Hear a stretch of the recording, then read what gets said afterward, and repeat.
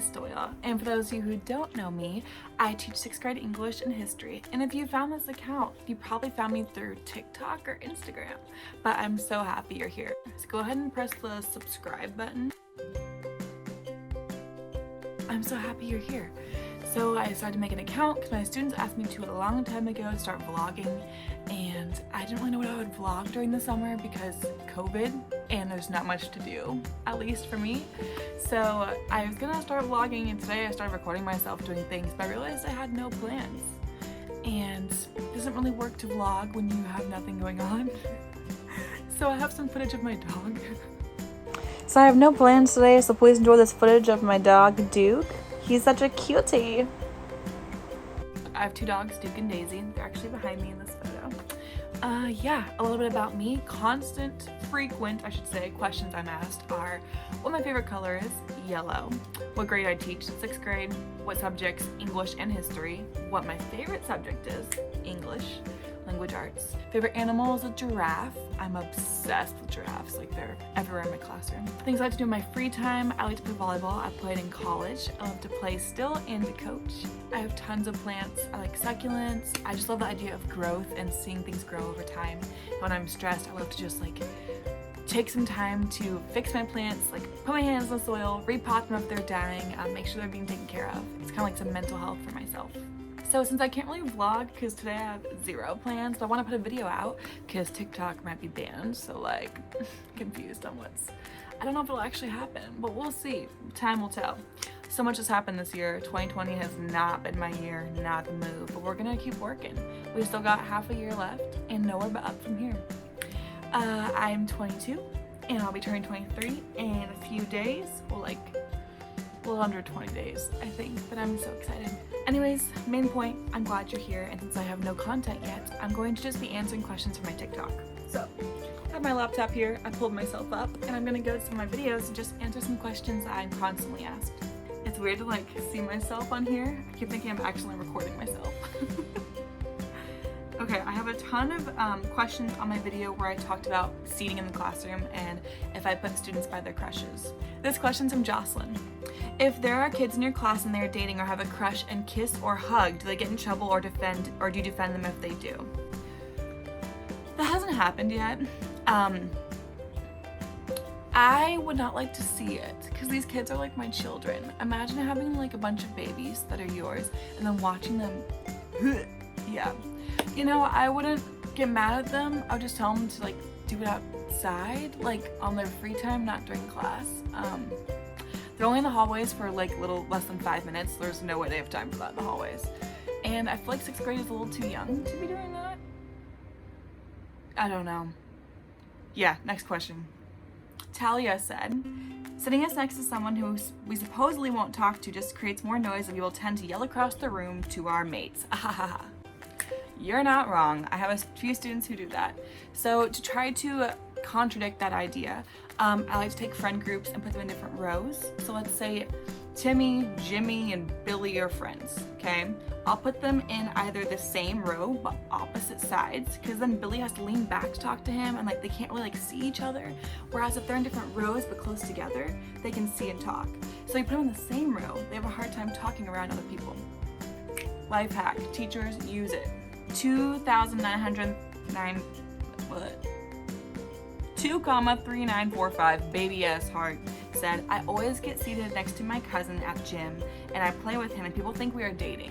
Ew, it's your cousin. Let people know. Like, wear a sign or something. It's your cousin. Hi commented, I be talking to everybody. Even if I get sent out into the hall, I'll be talking to people in the hall or to myself. I have a few students like this, okay? I don't like sending students to the hall because it's going to dampen their learning. I like to send students to a different desk in the corner of the room where they're still involved in class, still learning, still hearing me, and they have less people to talk to. So I keep them in the room. I don't believe in the hallway. I have sent a few students out into the hallway to just regather their thoughts and come back in when they're ready. But I prefer to have students stay in the classroom so they can keep learning. Lincoln Peel said, so if they break up, what happens? That's not my problem. Sounds like a personal problem. Oh, that's rough. I haven't had that happen yet, so when it does, I'll get back to you. GGGGCVB Ken and Ken said, but why did my teacher always be next to my crush? Don't tell me he noticed. Guys aren't as observant, I feel like, so maybe your teacher didn't notice, or maybe he did. Sometimes, I shouldn't say that. No, girls pay more attention to details usually. But he probably noticed. We always can tell when you start becoming more buddies with them, or like want to partner up with them, or start talking to them more. Sometimes we like to just give you that little like boost, you know? Like if we put you next to each other, it's like more of an opportunity for you. I don't know. We're just trying to be nice. Okay. Let's see what else we got. So these are mostly comments. Be my teacher, CEO of Now Why. Oh, why, thank you. Naomi commented, it hurt me when you said I tend to sit my students next to people they won't talk to. Like, what? So why do you guys always say I'll wait? And what's the point of suspension that gives us time to play at home? My class was pretty, they had a lot of groups. And I knew that like these 4 people were friends. So if I put them all next to each other, they're gonna talk and not listen to me. So I would try to split them into like different groups, so they could partner up for group projects. But if I have them all talking while I'm talking, that's not going to work for their learning and for my teaching. So I would split them in different groups. Like if I had 5 group tables, I would just separate all of them. I would take another group of friends, not separate them. And it's not to be mean, it's just for their best learning and for my best teaching. Because I have some kids who are always on task, always listening. It's not fair to them if they can't learn because they're distracted by their peers. Drop the mic. I'm kind of cringy. All right, question from Batty Rain Umbrella.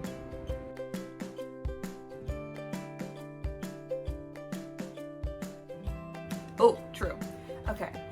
So when everyone's talking and being super noisy, sometimes I'll go, I'll wait. Because for me, that means you're wasting my time, I can waste yours. I've explained that to them. If they're talking while I'm talking, why waste my breath? I don't want to say it again. So I just stand there and go, I'll wait. Or I'll be like, oh, do you want to join us? Or, like, why are we here? You waste my time, I'm gonna waste yours. We can sit here and stare at the wall, which most kids don't want to do because it's not fun. And I try to make learning fun, so they would rather do things and be involved than stare at the wall. Like, if we're gonna waste time, we're gonna waste it well. I'm not gonna waste my breath, so I'll wait. I agree with the suspension thing. I don't think sending kids home it's like a reward. Like if you do something wrong, I'm like, you're suspended, you're gonna go home play video games. And then your parents probably have work, so what are you gonna do when they go to work? Like, it just doesn't add up in my head. So I prefer to keep kids in the classroom, deal with it in-house. And then if like desperate needs, I will send them to the office. But I don't think suspension is like the way to go. It's not the best route. In-class suspension is good. Isn't that, there's a in the building one? Suspension in general, I'm not a fan of. Things can be handled at school. Giving them the ability to go home and do whatever they want at home is a reward. Okay, I'm bringing up questions on this video, so we're gonna switch videos. So Janice, 2X's, comments on my video, where do you sit the bad kids at? And that like hurt my soul. I don't believe I have bad kids. I don't have bad kids. I have kids who mean well, but sometimes mess up.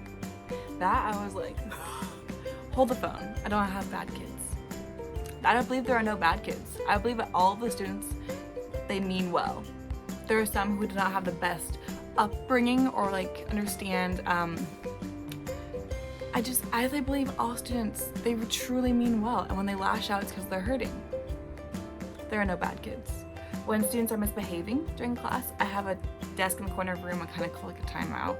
And I send them there and have them just work from there while they're by themselves, still in the classroom, learning with me, but they're being able to be more on task and focus because they're alone, not talking to their friends. I have no bad kids. I'll stand by that. I live by that. XO Keisha said, or asked me, if someone wants to become a teacher, what advice do you have for them? Advice I have, start taking notes on things that you like from your teachers doing. So when I was in the classrooms observing or in my own college classes, I would take notes on different learning strategies and things that would effectively help my teaching. So like having students clap after to get their attention, going like, and they clap back. Or being like, class, class, and they respond, yes, yes. Different strategies that would just totally aid your classroom and getting your class under control. And I think it's kind of fun too. The students kind of get into it. So definitely take notes of things you like from teachers and things you don't like. And That way it'll enable you to focus on the good that you can bring to the classroom, and also make sure you're leaving out what you did not like as a student. Because we have to remember, we all were students once too. One of my favorite things I do in my classroom is called the How Can I Help wall. And I take sticky notes and I write little things on them that I need for my classroom, and I stick them on the wall. And then kids can take them home and get them for me, and they love doing that. If they have marbles at home, I need to fill my marble jar. Or if I want candy as rewards, they can pick the candy and bring it in to see what candy they get in class. So it's just super helpful to have one of those too.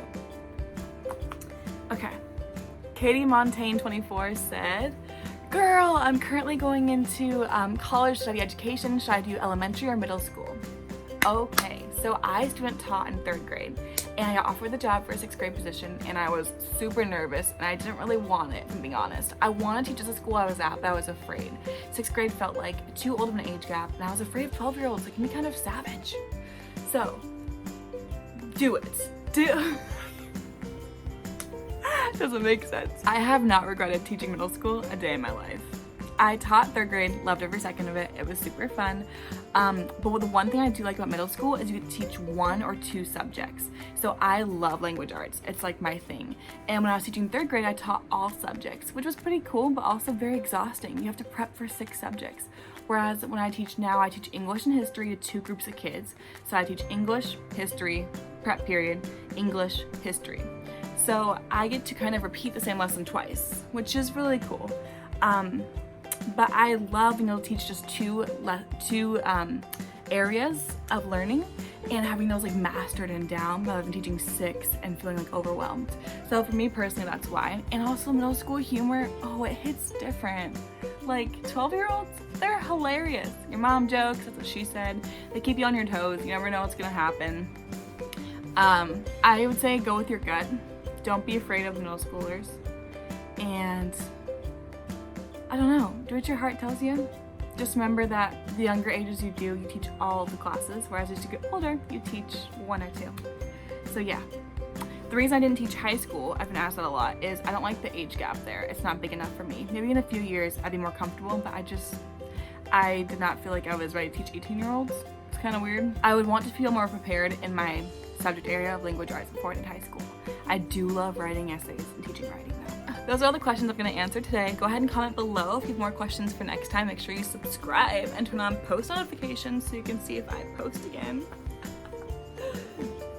I'm so sorry. I'm gonna embarrass my students.